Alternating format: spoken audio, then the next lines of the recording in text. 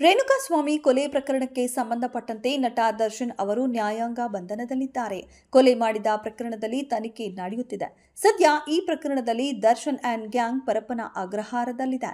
ಇಂದು July 4 ಎಲ್ಲರ ನ್ಯಾಯಾಂಗ ಬಂಧನದ ಅವಧಿ ಪೂರ್ಣಗೊಳ್ಳಲಿದೆ. ಹೀಗಾಗಿ ದರ್ಶನ್ ಹಾಗೂ ಅವರ ಟೀಮ್ ಕೋರ್ಟ್ಗೆ ಹಾಜರಾಗಬೇಕಿತ್ತು. ಆದರೆ ಇಂದು ದರ್ಶನ್ ಅವರು ನೇರವಾಗಿ ಕೋರ್ಟ್ಗೆ ಬರುತ್ತಿಲ್ಲ. ಬದಲಿಗೆ ವಿಡಿಯೋ ಕಾನ್ಫರೆನ್ಸ್ ಮೂಲಕ ವಿಚಾರಣೆ ಎದುರಿಸಲಿದ್ದಾರೆ.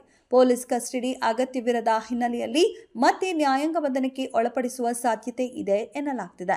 ಇನ್ನು ಪೊಲೀಸರು ಚಾರ್ಜ್ ಶೀಟ್ ಸಲ್ಲಿಸಿದ ಬಳಿಕ ಜಾಮೀನು ಅರ್ಜಿಗೆ ಮನವಿ ಮಾಡ್ತಾರೆ. ಪೊಲೀಸರು ಚಾರ್ಜ್ ಶೀಟ್ನಲ್ಲಿ ಯಾವೆಲ್ಲ ಅಂಶಗಳನ್ನು ಉಲ್ಲೇಖ ಮಾಡ್ತಾರೋ ಆ ಅಂಶಗಳ ಮೇಲೆ ದರ್ಶನ್ ಅರ್ಜಿ ಸಲ್ಲಿಸಲಿದ್ದಾರೆ.